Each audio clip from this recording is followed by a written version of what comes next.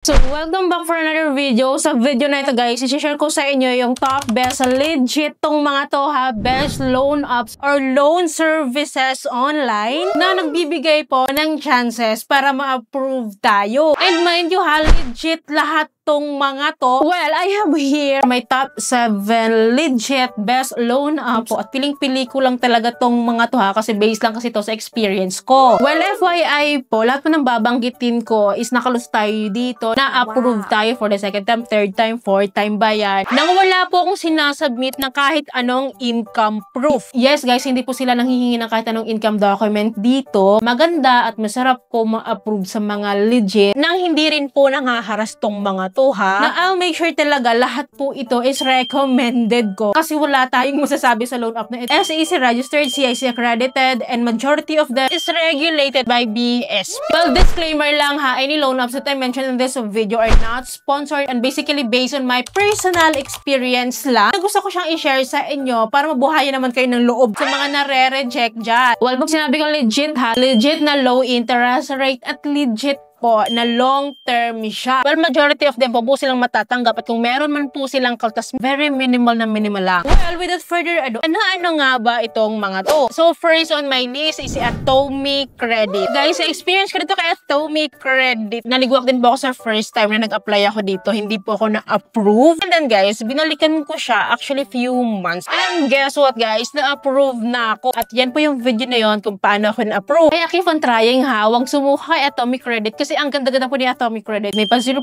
interest rate siya for up to 40 days to pay. And then, kung gusto natin siya ng installment, we can avail it also up to 6 months to pay na meron naman siyang 6% monthly. Sa akin yun ha, hindi ko alam kung iba-iba tayo ng interest rates dito. Pero for me, I find it reasonable naman kasi buo naman natin siyang matatanggap. So, second on my list is si Tonic.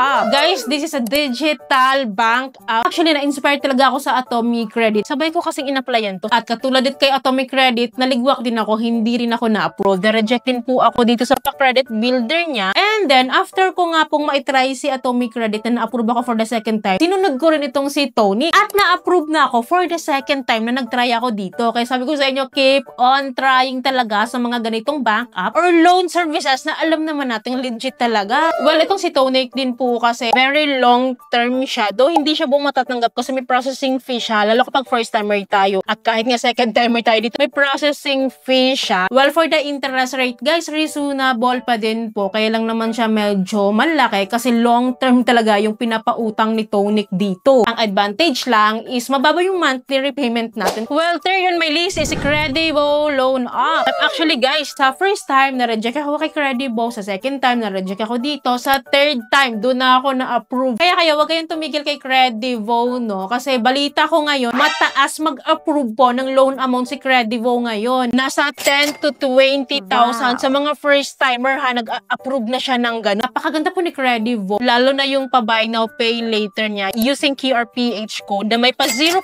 interest rate siya for 1 month to pay. Though meron siyang kinukuhang 1% na admin fee, pero napakaliit lang naman. Tsaka buo natin siya magagamit as payment method. Whereas meron din itong pa-cash loan, di ba may pa-buy now, pay later feature na tayo. May pa-cash loan pa tayo dito na half. And for the interest rate, mababa lang din, no? After 3 months to pay. Nagbibigay po siya ng standard po na 3.75% monthly. Usan ka pa, di ba? Ang baba nun. Kaya kung kayo, narareject kay Credivo, hanggat pwedeng mag-apply dyan, mag-apply kayo. Well, fourth on my list is si Bank Credit. Guys, sa first time, tsaka sa second time na rin, no? Parehas akong na-reject at naligwak talaga dito. Pero ako, syempre, fighter tayo, hindi tayo sumusuko dito. Dahil alam naman natin na legit ito. At wala naman tayong ginawang violation or medyo okay naman yung ating credit scoring. So, nag-try ako for the third time at na-approve na ako. At guess what, guys? Ang laki na approval loan amount ko sa kanya ha. For the third time na nag-apply ako dito, 30,000. Yes, you heard it right, guys. First timer ha, o saan ka pa. And mind you ha, grabe yung interest rates niya. Napakababa yung add-on interest rates niya na may 2.95% monthly. Though hindi po natin siya buong matatanggap because of the documentary stamp tax na napakaliit lang. Wala sa 0.5% of the loan amount. Wala siya sa gano'n. Napakaliit lang talaga. Kukurot lang siya ng kaunti. And guys, long term din ito si Bank Credit ha. Nagpapautang siya from 3 months up to 12 months to pay. O saan ka pa? Kaya guys, huwag mawala ng pag-asa. Basta apply lang ng apply as long as pwede tayo mag-apply, di ba? So, fifth on my list is si Lazada Fast Cash Credit. So, yes po, katulad din ninyo, na-reject din naman ako dito. Hindi unang beses o pangalawang beses na disapprove ako dito. 3 beses po ako na-disapprove dito, and for the 4th time po, doon na po ako na-approvehan. I'm almost to give up that time na nag-apply ako dito kay Lazada Fast Cash Credit kasi feeling ko hindi talaga niya ako ma-offeran. Pero in-offeran niya ako in the long run. And mind you ha, 15,000 pesos yung approved loan offer ko sa kanya. Wow. Kung matatanggap yan ha, very low interest rate. Nagbibigay siya ng 4% up to 6% monthly. Depende po yun sa loan terms natin. For the loan terms naman po, nagbibigay siya as early as 2 months to pay. Depende of course sa loan amount natin. Kaya kung wala pa kayo Lazada Fast Cash or kung rejected pa din kayo dyan, keep on trying. Wag sumuko kasi legit naman po itong mga to at talaga namang maaasahan natin. Lalong-lalo na mataas siya mag-offer talaga. Well, 6th on my list is si Maya Easy Credit. Guys, hindi ko na rin mabilang kung ilang beses ako na-reject dito kay Maya Easy Credit. Basta madaming beses ako nag-attempt dito. Pero guys, wag pala talaga tayo sumuko, lalo kapag legit talaga. Nagre-refresh naman po sila ng evaluation sa atin. Maaaring na na-reject tayo is hindi talaga tayo kayang ipasa ni Maya Easy Credit. Pero believe me, maa-approve din po tayo as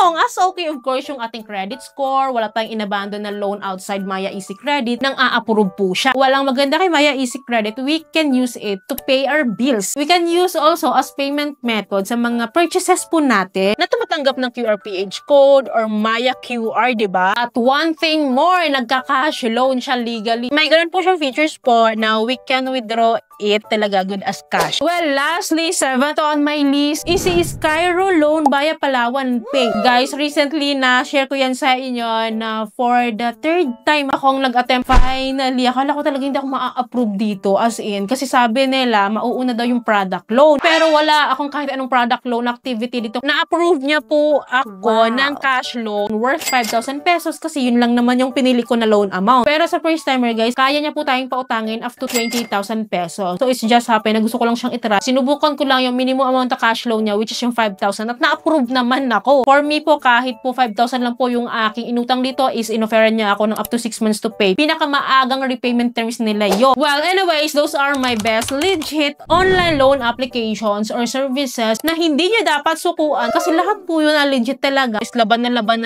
talaga yung kanyang interest rate, very long term, and then majority of them buong matatanggap and very flexible terms. Of course, no harassment. Kaya kung na-reject man kayo sa mga loan applications or loan services online po na na-mention ko, keep on trying. Huwag sumuko. Apply lang ng apply as long as pwede tayong mag-apply. Well, anyway, sa tips ko sa inyo, kasi ang dami nyo rin complaints na hindi kayo na-approve sa mga ito, make sure din po kasi guys, yung ating records outside this best legit loan apps or services po na na-mention ko is make sure po is okay yung credit scoring nyo, maganda yung credit records nyo outside this loan apps or loan services po. Kasi sabi ko nga sa inyo, nagre-rely kasi sila sa credit evaluation natin. Well, again, alam ko may daming mga best legit loan apps that we can try na ma-approve for the 2nd time, 3rd time, or for the many times na mag-attempt tayo na hindi ko na-mention dito. Pinili ko lang talaga siya. Based sa experience ko lang talaga, ito lang po yung pinaka-top ko. Well, anyways, you can comment down below po sa mga hindi ko na-mention dito at legit din na pwede tayong mag-re-apply at nang a-approve din sila. You can drop your thought dyan sa comment section below. So, don't worry, palagi ako mag-update sa inyo by category po. Magko-compile tayo dyan. And pwede rin kayo mag-request dyan sa baba para ma-feature ko din siya. Kaya dapat mo nakasubscribe po kayo and click nyo yung bell button para lahat po ng videos ko is updated and notified po kayo. So, yun lamang po. Thank you for watching this video. See you in my next video. Bye!